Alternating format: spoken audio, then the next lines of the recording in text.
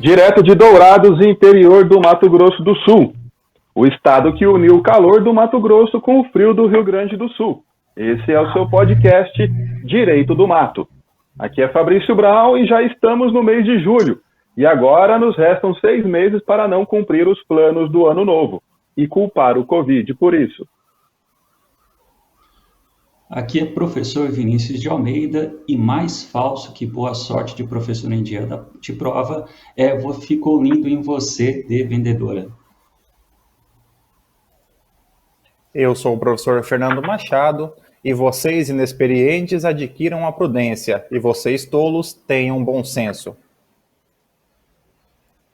E fica aqui registrado, depois dessa ofensa aí do professor Fernando, nosso agradecimento em relação a todos vocês aí que seguem, acompanham o nosso projeto Direito do Mato. Muito obrigado aí, é que com vocês que a gente consegue enriquecer mais e mais esse nosso podcast. Agradecemos também à Unigram por oferecer toda a estrutura, tanto presencial como aqui remoto, para a gente continuar também o podcast. E, claro, né, a gente nunca pode esquecer da ajuda do mestre Paulo, que faz tudo isso aqui andar. Apenas ressaltando, professor Vinícius, que a ofensa não é minha, a ofensa é do Senhor, porque está em Provérbios. Irmãos e irmãs, fazemos aqui a nossa solicitação para que você nos siga nas redes sociais, para que você nos siga no Instagram, para que você nos siga no Facebook, se você ainda utiliza o Facebook, e principalmente para que você inscreva-se em nossa página do YouTube, para que você possa acompanhar todos os episódios na íntegra com som e imagem. E para você que quer ter a honra e o prazer de ter uma das nossas canecas personalizadas, basta nos procurar nas nossas redes sociais, que nós entregamos no conforto do seu lar. E hoje vamos, mais um Direito do Mato, num freestyle jurídico no vagão aqui, com diversos temas que não tem nenhuma correlação entre si, mas vai ser divertido.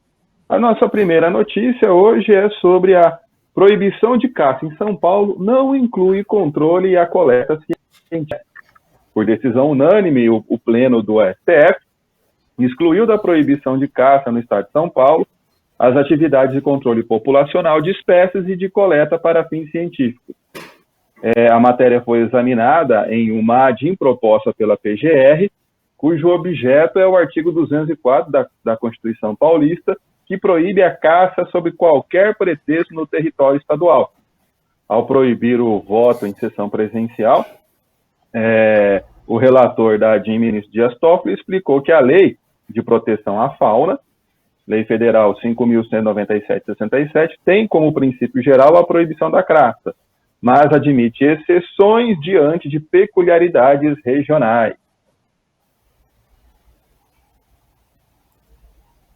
Segundo Toffoli, a competência concorrente dos estados sobre o tema deve suplementar a norma federal para adequá-la às características locais, levando em conta seus ecossistemas. A seu ver, não há dúvidas de que os estados podem definir onde, como, quando e em que situações é possível exercer a atividade de caça, mas podem também reforçar a proteção e a preservação da fauna local. No caso da realidade paulista, o relator observou que, na época da promulgação da Constituição Estadual, praticamente todas as espécies da fauna local estavam ameaçadas de extinção e muitas já extintas.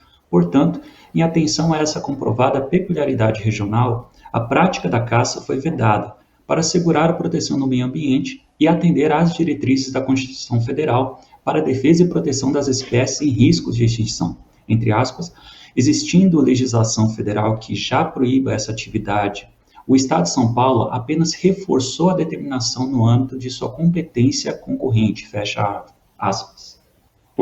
Por outro lado, o relator entendeu que o artigo 204 da Constituição Estadual não teve intenção de vedar as atividades de destruição para fins de controle de coleta para fins científicos expressamente admitidas pela lei federal, e nem mesmo chamou essas atividades de caça. Em vez de implicarem riscos ao meio ambiente, essas medidas, segundo Toffoli, destinam-se ao reequilíbrio do ecossistema e, se devidamente controladas, cumprem função relevante de proteção do meio ambiente. Por isso, em seu voto, o relator conferiu interpretação à norma paulista de forma a excluir da vedação a destruição para fins de controle e coleta para fins científicos. A discussão foi concluída em âmbito virtual com a apresentação do voto vista do ministro Gilmar Mendes, que seguiu o relator.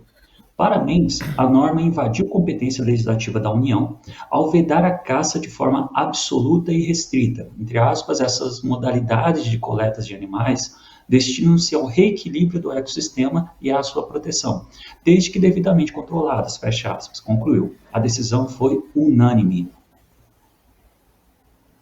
E aí, então, a gente tem o STF, mais uma vez aí, precisando decidir em relação a essa questão do meio ambiente. O legal desse tema aí, que rolou com a Constituição do Estado de São Paulo, é que a gente tem duas áreas do direito envolvidas aqui. Nós temos o direito ambiental e o direito constitucional. Eu acho que, assim, para a gente começar esse nosso papo aqui sobre o que estava rolando lá no Estado de São Paulo, vale a pena comentar um pouquinho sobre a perspectiva constitucional aqui. Porque o que nós temos foi justamente, deixa eu até confirmar aqui, a declaração de inconstitucionalidade, pelo que eu entendi aqui seria uma inconstitucionalidade parcial, de um dispositivo de uma Constituição estadual. E aí, uma dúvida pode surgir é isso, será que dá para declarar inconstitucional um dispositivo de uma Constituição estadual? E aí, o aluno de direito, quando ele vai estudar direito constitucional, uma das primeiras coisas que ele vai estudar é uma coisa que a gente chama de poder constituinte. E dentro do poder constituinte, ele estuda que existe o poder constituinte, que é dividido em originário e derivado, que existe o poder constituinte derivado. E dentro do poder constituinte derivado, existe o poder constituinte derivado decorrente, constituinte derivado decorrente, acabei até errando aqui, que está lá no artigo 25 da Constituição, que é o poder-dever dos estados, já que o Brasil é uma federação, de elaborarem suas constituições estaduais. Só que para a gente não dar muita asinha para os estados, essas constituições estaduais elas têm limitações. E as limitações são a própria Constituição Federal, que estipula princípios que esses estados têm que obedecer em suas constituições. E aí a doutrina vai falar que são 3 tipos de princípios. Os estabelecidos, os extensíveis e os princípios sensíveis. Então, se tiver em desacordo, amigo, aí não dá. Aí a Constituição Estadual viola a Constituição Federal, então acaba sendo inconstitucional, o que acaba exigindo aí participação do nosso querido STF. O artigo 204 da Constituição de São Paulo, ele diz que fica proibida a caça sob qualquer pretexto em todo o Estado, né? Então, aí seria a incidência da decisão do STF sob a qualquer pretexto, né? Entendeu o Estado de São Paulo que nenhuma possibilidade poderia haver a caça ali no território do Estado. O nosso federalismo é um federalismo um pouco diferente, né? Porque, na verdade, ele era para ser um federalismo a exemplo do federalismo norte-americano, no qual os estados eles têm uma capacidade legislativa, uma competência muito maior. Contudo, no nosso federalismo, praticamente todas as competências, ou pelo menos as mais importantes, ficaram a cargo da União. Aí, as competências, a maioria na União, ali o artigo 30 vai definir as competências do município, que são pouquíssimas, e de forma residual sobrou para os estados ali definir algumas coisas, né? Então, as constituições estaduais é comum com que elas sofram essa interferência do STF sob a alegação dessa incompatibilidade das constituições estaduais em relação à Constituição Federal. Agora, especialmente quanto ao direito ambiental aqui, a questão da proibição da caça, inclusive o TOEFL, ou o princípio da proibição da caça, que não é um princípio, né? A proibição da caça, no máximo, é uma regra colocada ali para algumas situações, porque a caça é permitida desde que devidamente autorizada, é o que prevê a legislação federal. E, além da caça, nós temos os meios de controle de algumas espécies nocivas ao meio ambiente, que é o caso de espécies que não fazem parte da nossa fauna e que foram trazidas para o nosso país, prejudicando o meio ambiente. Elas passam a prejudicar a partir do momento em que elas não têm um predador natural e fogem daí do seu controle populacional. E é o que nós temos em diversas regiões já do país sofrendo com o javali. O javali que não é da nossa fauna, ele não tem um predador, ele é um animal extremamente resistente e violento, e ele come de tudo. E ele come de tudo, desde pequenos animais até vegetais. E ele tem destruído lavouras inteiras, prejudicado inclusive o manejo de pequenas culturas e causando diversos prejuízos. E os órgãos de proteção ao meio ambiente já têm autorizado o controle dessa espécie. E aí o proprietário rural, ou até mesmo o caçador, que ele quer participar desse controle, além, é claro, dele ter a licença, o porte para o uso da arma, ele precisa ter a licença para poder fazer o abate desses animais. E livremente, daí é fácil conseguir daí essa licença para isso, o órgão vai autorizar que essa espécie pode ser abatida livremente, e o proprietário rural, o caçador, então, ele pode fazer esse abate que vem contribuir. Porque se você fizer pesquisa, especialmente do javali, tem outras espécies também, inclusive de peixes, que acabam prejudicando nos rios e tudo mais, porque não são aqui da nossa região, mas do javali ele tem causado um prejuízo muito grande, até porque o próprio abate dele pelo ser humano é muito difícil. Não é qualquer arma que consegue derrubar aquele bicho, que ele tem uma coraça praticamente ali, e o controle ele não é só desejado, ele é necessário, porque a superpopulação dele pode, inclusive, implicar no desaparecimento de espécies da nossa fauna, né? E por conta disso que esse controle é desejado. E quando você coloca um comando numa Constituição estadual que todo o tipo de caça é proibido, então você abre o leque para, inclusive, esse tipo de manejo ser proibido também, sem nenhuma ressalva. E interpretar, como o ministro Dias Toffoli disse, que não era a intenção da lei proibir isso, né, é muito difícil, dado que o órgão de proteção ambiental do Estado de São Paulo poderia punir alguém que viesse a fazer esse controle enquanto o órgão federal autorizava. Então é necessário, sim, esse controle de constitucionalidade para falar, olha, Estado de São Paulo, não é todo o tipo de caça recreativa, tudo bem, se você pode proibir. Agora, esse tipo de controle não, que ele é necessário para a manutenção do meio ambiente. Então aí eu acho que, dessa vez, não é, o STF julgou bem, sendo que o julgamento se iniciou em 2017 e terminou esse ano. Então, uma sessão extremamente longa, né? Porque daí o STF está julgando outras coisas, enquanto esse controle de constitucionalidade, que deveria ser prioritário, que é a função primordial do STF, leva tanto tempo assim, né? Acho uma coisa também que vale a pena comentar, que a Lei 5.197, quando ele vai falar da caça, ele faz uma separação da caça, que para a lei existem dois tipos, tem a caça profissional e a caça amadora. Isso que a gente está comentando aqui, inclusive essa permissão do Estado para caçar, por exemplo, javali, ela se refere à caça amadora. No Brasil é proibida, é vedado a caça profissional. Então, quando a lei permite, por exemplo, isso para a questão de controle, ela tem justamente esse foco, apenas o caçador amador. Tanto é que ele precisa, como o Fabrício estava falando, vai precisar de licença para caçar, e é uma licença anual, ela tem um prazo bem curtinho. e licença também de porte, né? Porte de arma. Mas a caça profissional, essa... nós temos um grupo muito bem organizado no Brasil, que são os chamados CAC, né? Caçadores, atiradores e coletores, e caçadores, né? Que buscam justamente uma regulamentação maior em relação a essa atividade, sobretudo no que se refere à possibilidade aí da liberação de outros tipos de armamento ou de limites para munição.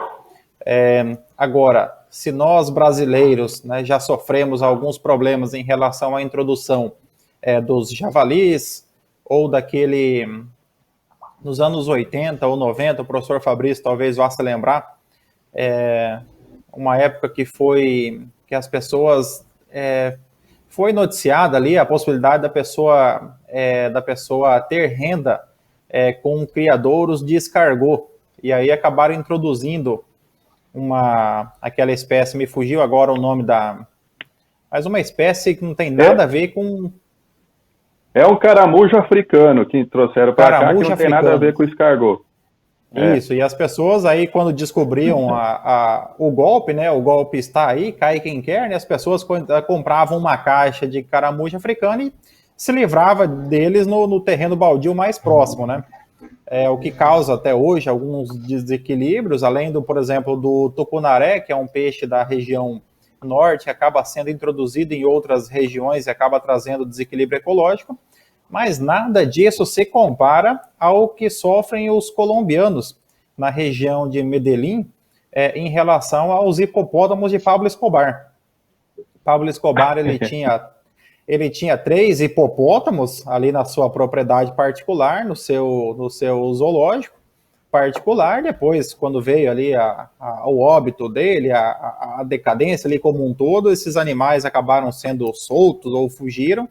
Hoje a região ali tem cerca de 100 animais e estes sim causam um problema muito grande, porque se tem um lugar que não era para ter hipopótamo, era ali aqui na região da América do Sul, né?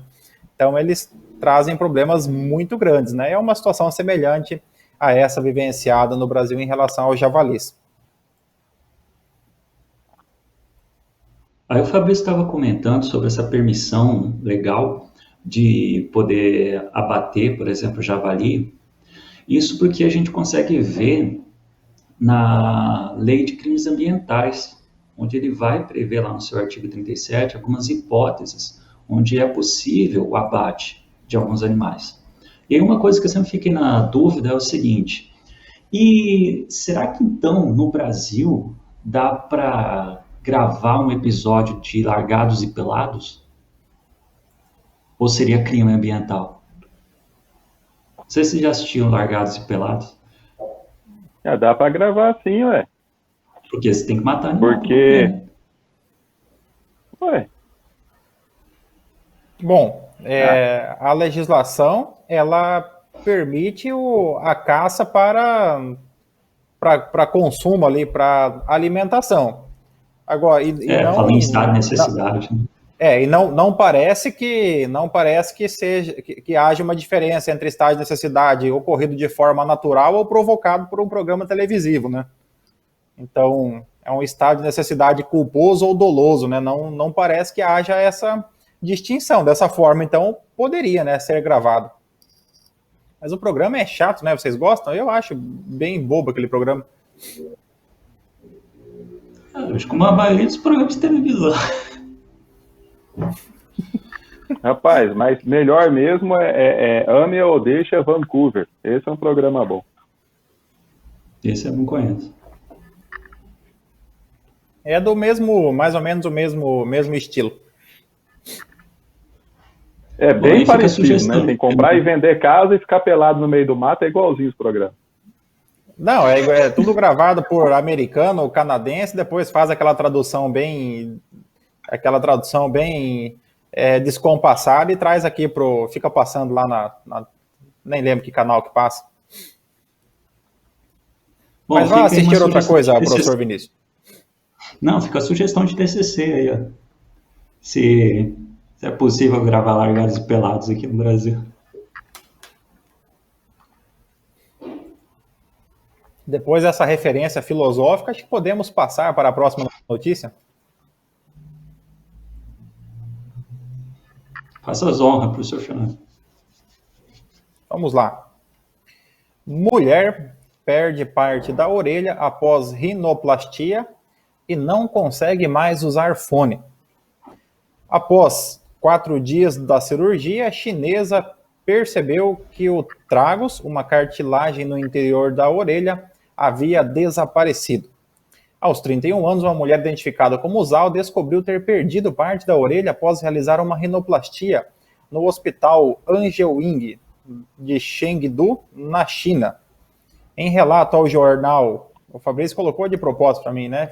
The Paper, no início desse mês, Zhao falou sobre o episódio. A rinoplastia ocorreu este ano, segundo a chinesa, a operação ocorreu bem e ela não notou nada fora do normal.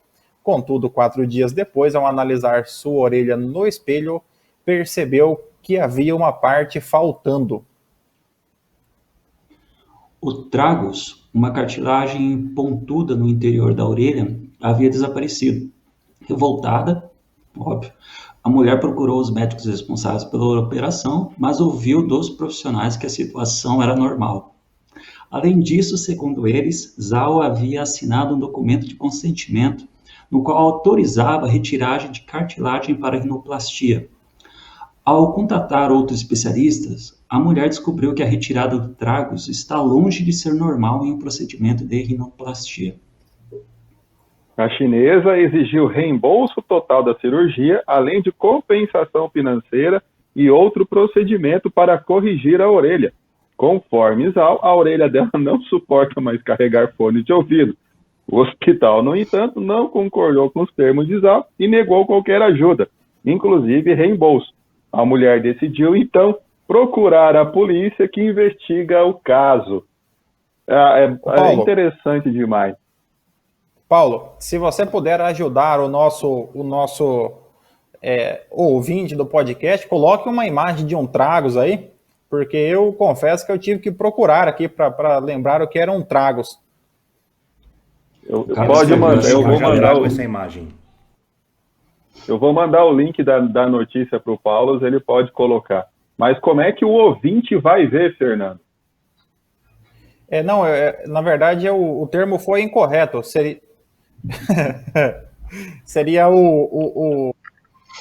seria aquele que assiste no YouTube. Como é que é? Quem assiste no YouTube é...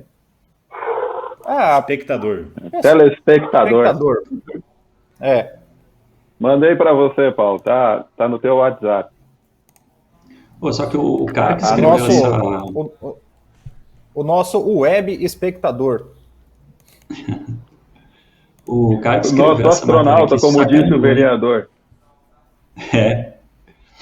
Ele colocou assim, ó, depois que falou que ela estava sem tragos, colocou que a mulher procurou os médicos responsáveis pela operação, mas ouviu dos profissionais que a situação era normal.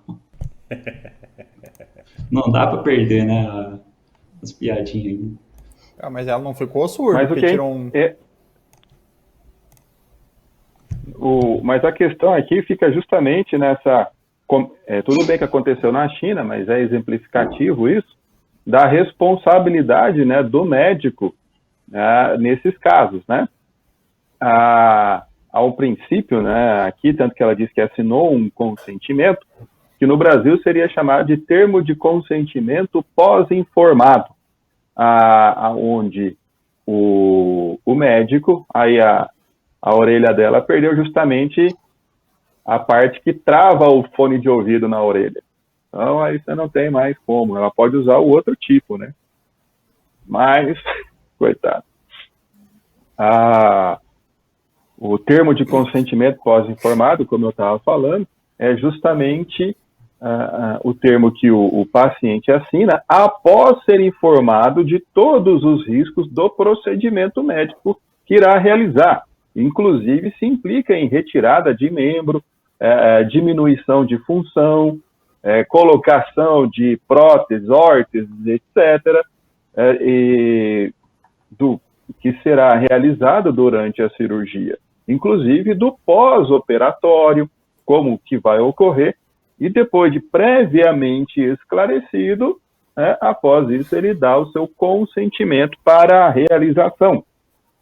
O que não ficou claro aqui para a chinesa é que essa cartilagem seria retirada da orelha. Certo? Ela imaginou que iria retirar de outro lugar, não sei onde mais tem cartilagem, para poder colocar na rinoplastia. E na foto ela está de máscara, a gente não sabe se o nariz ficou bom ou ruim, não é? Nesse sentido. Mas o médico, ele tem esse dever de dar toda essa informação e, após informado, o paciente, então, dá o seu consentimento. O que, às vezes, pode causar uma responsabilização para o médico é se essa informação não foi completa. Né? Se ficou faltando informação, ou omitiu informação, ou deu a informação errada. Né? Seja sobre os riscos cirúrgicos, seja sobre o procedimento como um todo.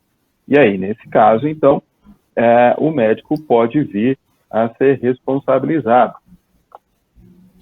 Professor Fabrício, uma pergunta. No caso do médico, ou do cirurgião plástico, ou do profissional aí que em qualquer procedimento estético, ele tem uma obrigação de resultado? Por exemplo, vamos colocar uma situação prática. E essa é uma dúvida mesmo minha. Supondo que eu vá fazer uma harmonização facial e saindo do procedimento eu verifico que eu não fiquei bonito. Poderia responsabilizar o médico? Em termos de harmonização facial, o que eu tenho visto é que ninguém está ficando bonito, né? O que não seria uma novidade. Mas quanto à questão do cirurgião plástico, né? Que daí surge a dúvida. O médico, a obrigação do médico, ela não é de resultado, ela é uma obrigação de meio, ou seja, ele se obriga em realizar o procedimento, tá? Mas ele não pode se obrigar que a pessoa será curada. Então vai fazer uma cirurgia para a retirada de um tumor. A obrigação dele é em fazer o procedimento, utilizar de todas as técnicas que existem para o bom procedimento, mas ele não pode garantir a cura, porque o corpo humano, né, ele pode ter intercorrências diversas e o paciente pode não se curar. Então, é uma obrigação de meio, com o procedimento, com o tratamento, utilizar as melhores técnicas possíveis. Porém, na cirurgia plástica estética, exclusivamente estética, isso muda de figura. Porque o médico, ele não está fazendo um tratamento para curar a pessoa de uma doença, de uma patologia. Ele está fazendo um tratamento cuja finalidade é deixar a pessoa mais bonita. Então, obrigatoriamente, aqui, a questão aqui é o resultado. Então, o médico, sim, tem que entregar a pessoa melhor do que estava antes. Não pode deixá-la igual ou mais feia, mas sim necessariamente mais bonita. Tanto que tem médicos respondendo questão de próteses mamárias, que não ficam bem colocadas e tudo, ou uma harmonização facial, né? Tem que ficar mais bonito. Você sai de lá estragado. Então, aí não é só o médico, né? Que a harmonização facial até dentista faz, biomédico faz e tudo.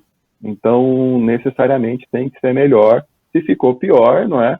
Vai ali. As mulheres têm feito um negócio que eu acho um tanto quanto assustador e chega a dar medo, que é aquele preenchimento labial, que ficam com um beiço gigantesco, que assusta às vezes até.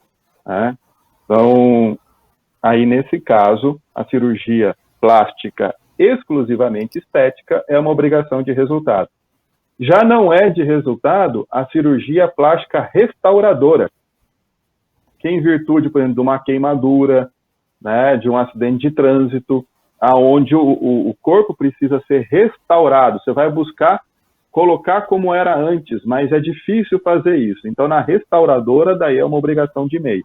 no procedimento exclusivamente estético é de resultado. Às vezes a pessoa ela vai fazer o procedimento querendo ficar igual a Angelina Jolie, né? E sai parecendo o Amaral do Vasco, né? O professor Vinícius não vai pegar talvez a referência porque ele não gosta de futebol, né? Mas daí o médico errou feio, é igual o Amaralzinho. Tem umas que tentam ficar igual a Angelina Jolie, fica igual a noiva cadáver lá o desenho. Nesse caso aqui, é uma rinoplastia. E rinoplastia, normalmente, né, pelo que eu sei, é uma cirurgia meramente estética. Então, se a gente fosse trazer aqui para a realidade do direito brasileiro, seria, então, uma obrigação de meio. Vamos complicar um pouco mais do ponto de vista processual. A pessoa se submeteu a um procedimento cirúrgico e é meramente estético. Vamos delimitar um procedimento meramente estético. E a pessoa, então, ela ficou descontente com o resultado. Ao propor uma ação, poderia, ela no pedido, vai pedir ali, então, a reparação, para que ela possa fazer um novo procedimento cirúrgico. Poderia, à luz do que define ali o artigo 324, 325 do CPC sobre pedido, poderia o médico se oferecer para ele realizar o procedimento cirúrgico reparador, o mesmo? O que vocês acham? Eu acho que ele poderia se oferecer para fazer isso, mas o paciente, no caso, houve uma quebra de confiança, né? Porque se o procedimento, você mostra o antes, o prospecto do desejado e o depois. E se não foi possível, aí houve uma quebra de confiança. Então, nesse caso, daí eu acho que a questão é de reembolsar o valor pago, e buscar ainda que seja a reparação ali seja feita por outro profissional. Porque nesse caso ela seria uma obrigação de fazer personalíssima e na quebra de confiança, então, a escolha de outro profissional nesse sentido. E até porque também, como envolve a questão de intervenção no próprio corpo, né, não poderia a sentença obrigar que fosse feita intervenção, né? Então nesse caso, então não caberia a possibilidade não caberiam nesse caso os pedidos alternativos, né? Ou pagar um terceiro ou o próprio médico que fez o procedimento inicial, né? E a pessoa pode falar, não, só me indeniza, eu vou ficar feia mesmo e pronto, né? Vou usar. Porque... Vou usar mais vou ter que usar aquele som de ouvido assim. Eu ouvir música, a Zal ali, ela pode ouvir, né? Mas ela tem que usar outro tipo de fone de ouvido. Então, no estilo headset, então, melhorzinho. Não está tudo perdido para ela. Mas ela retirou porque os orientais, os chineses, coreanos e tal, diferente, né, de outros povos, eles fazem rinoplastia para aumentar um pouco o nariz, que é pequenininho. Já outros já fazem rinoplastia, que é para diminuir o tamanho do nariz. Então, cada um querendo se adaptar à beleza que almeja, né? Nós três já desistimos disso faz tempo. Que a gente tem um negócio que, na verdade, não vai cirurgia, é que a gente é doente do rosto mesmo, né? Então não dá. No nosso caso é cuidar da alma, né? Cuidar apenas da alma é o que nos resta, né? É, o que sobrou foi a beleza interior, né? Mas eu diria que o nosso problema não é beleza, feiura, é que nós somos só mal diagramados, né? Mas a gente é legal, o que compensa. E é por isso que nós fazemos o possível para ser sempre simpáticos, né? Trazer alegria para os outros. Acho que a última coisa que dá para destacar aqui na notícia é que, segundo outros profissionais, a retirada desse tragos não era necessário para um procedimento de rinoplastia. Então, além dessa responsabilidade civil, essa responsabilidade consumerista, a gente também pode falar em uma responsabilidade penal. Beleza que não é nossa área, mas a gente consegue ver isso, porque mostrou que não há necessidade dentro desse procedimento. A gente pode falar que, dependendo da situação, encaixar em algum tipo penal, por exemplo, lesão corporal, já que ela foi submetida por uma coisa que não era necessária. Então, a gente também consegue passear em outros ramos do direito aí nessa situação, nessa infeliz situação aí da ZAL. Pô, sacanagem. Eu acho que com essa observação também se aproxima de um erro do profissional por imperícia, né? E aí, nesse caso, às vezes ele cometeu um erro, tirou uma cartilagem a mais do nariz e teve que pegar de outro lugar ali para compensar. Se é um erro por imperícia, ele pode, inclusive, responder eticamente perante o seu conselho e sofrer as sanções administrativas, desde uma advertência, uma suspensão no exercício da sua profissão, até mesmo uma eventual cassação, né, do seu registro e não podendo mais atuar. Então, as consequências podem extrapolar para a esfera administrativa, inclusive. Pois é, fica aí nosso apoio à ZAL. Mas vamos pular para a próxima notícia? Já podemos, claro. Então, bora lá. Ó, próxima notícia. Pedestre é condenado a indenizar motorista de carro que o atropelou.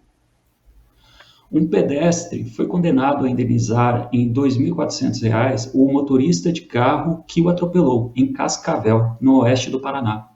O atropelamento aconteceu em 9 de agosto de 2019, mas a decisão foi divulgada nesta terça-feira, dia 22 de junho, pela defesa do motorista.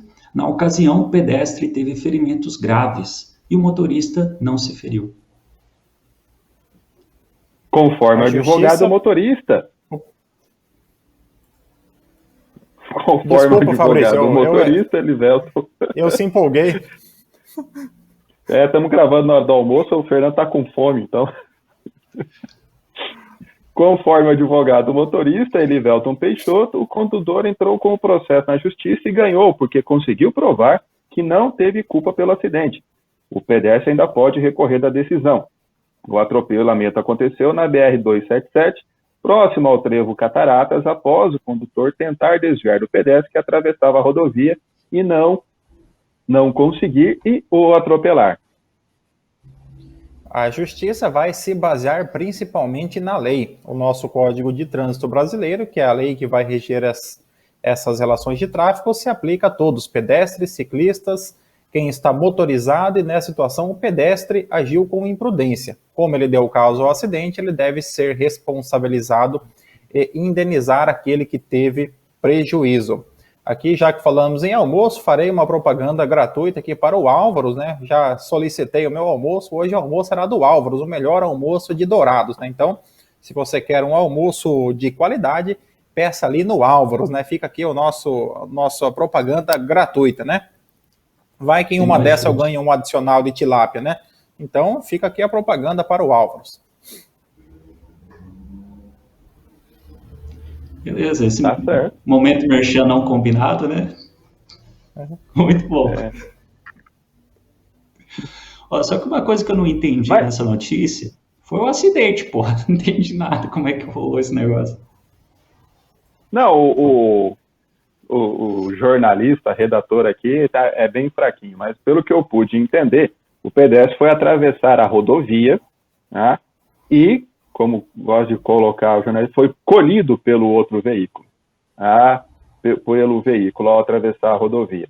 A questão que sempre fica aqui é que qualquer atropelamento de um carro para um pedestre dá a entender que a culpa é do carro, do veículo automotor.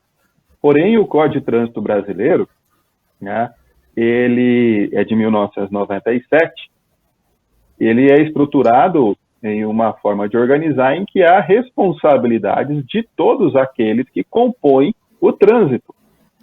Veículos, motos, bicicletas elétricas, patinetes, skates e os pedestres. Todo mundo é um agente dentro ali do trânsito, e cada qual com sua responsabilidade.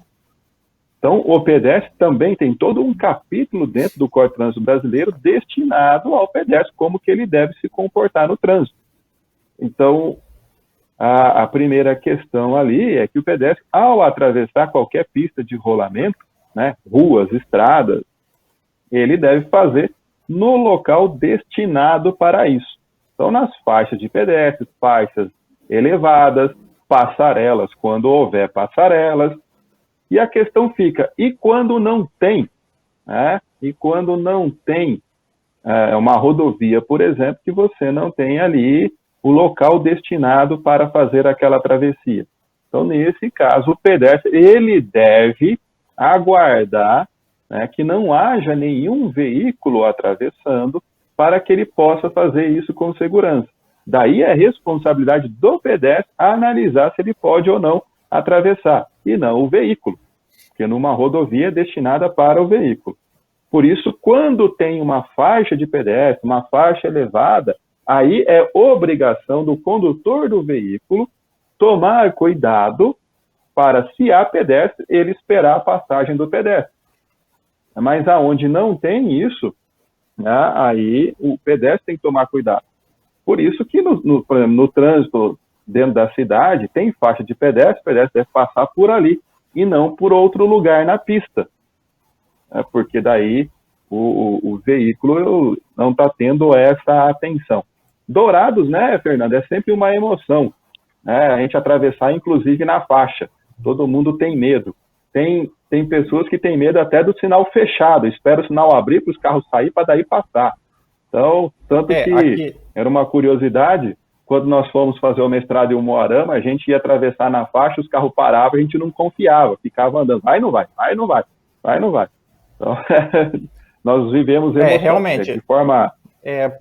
Para o nosso ouvinte ou web espectador que nos ouve de fora de Dourados, aqui em Dourados não se aplica o Código de Trânsito Brasileiro. Aqui no Trânsito de Dourados se aplica a chamada Lei do Cão.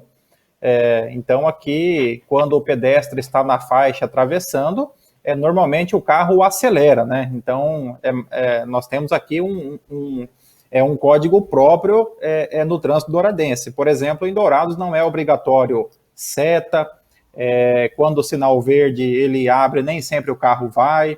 Então aqui nós temos as nossas regras próprias de trânsito, né? Quando você vier para Dourados, se prepare, porque é emoção na certa, né?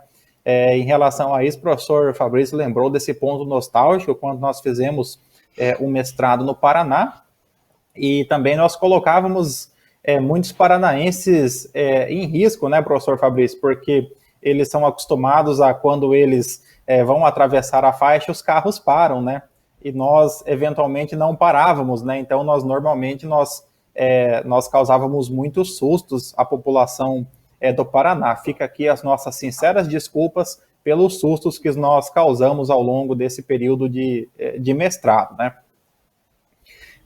Aqui é uma questão, embora o pano de fundo seja a questão de trânsito, tenha normas próprias, mas ela acaba se voltando também para a responsabilidade civil.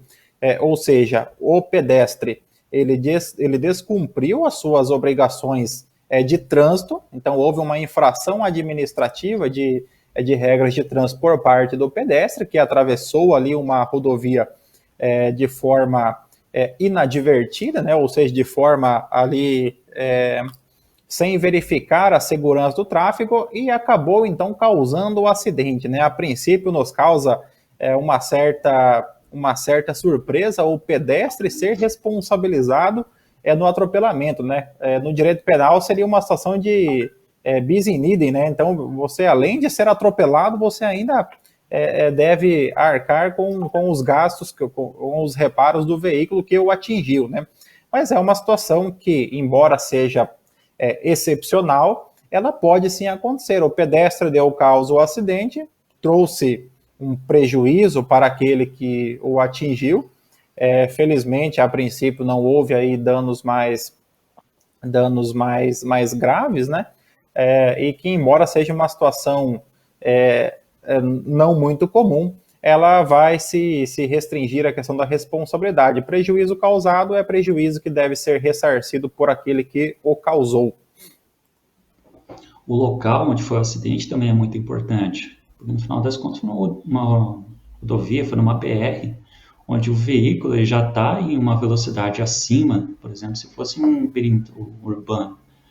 Então, realmente, jogar toda a responsabilidade, por mais que o motorista também tem que ter esse zelo na hora de estar conduzindo um veículo, seria totalmente desproporcional. Realmente, o cara teve a infelicidade aí de ser atropelado e ainda ter que pagar para ser atropelado. Agora, tirando a boa educação do povo do Paraná, esse dia eu estava lembrando uma conversa com um amigo, que ele foi engenheiro mecânico, foi trabalhar em uma temporada nos Estados Unidos, e ele estava comentando sobre como é que dava para identificar brasileiros lá. E era justamente a maneira como eles cruzavam a rua. Eu falava assim, qualquer um que não estiver cruzando a rua na faixa era brasileiro. Aí ele viu o pessoal não cruzando na faixa e falou, ô Brasil! E o cara, ô Brasil! Daí era uma maneira de você conseguir encontrar brasileiro fora do país. Assim como há um mercado de trabalho bastante favorável para os brasileiros, com entregas nos Estados Unidos, porque os brasileiros eles entregam mais rápido que os americanos, justamente porque o brasileiro não respeita limite de velocidade nem sinal fechado, né? Então, acaba tendo uma vantagem competitiva em relação ao brasileiro em serviços de entrega nos Estados Unidos, né? Alguma vantagem de ser brasileiro tem que ter em algum lugar, né? Nem que seja a nossa mania de não cumprir as regras. Então, tem que ter alguma vantagem. Se a gente trouxesse esse caso aqui para a ideia de responsabilidade lá do direito civil, dá para falar que a responsabilidade do motorista ele seria em regra objetiva, só que nesse caso houve uma espécie de excludente? Se a gente fosse dar aquela juridiquês no negócio. Não, eu não creio que a responsabilidade não seja objetiva. Eu acho que em nenhum dos casos, nem no caso do motorista, nem no caso do pedestre, porque se admite ali excludentes nesse caso, poderia ser comprovado ali que houve um estado de necessidade, que houve se evitou um dano maior.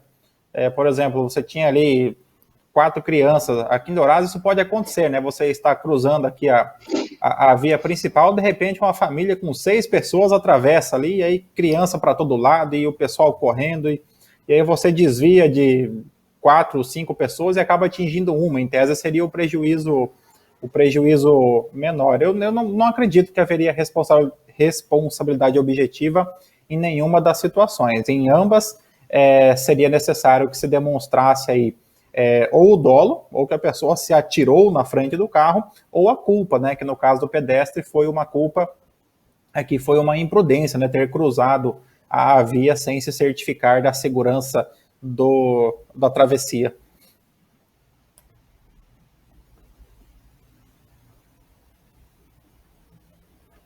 Concordo então... e acompanho o relator. O Fabrício fez uma cara de que ia concordar e daí ficou quieto. Não, mas eu concordo.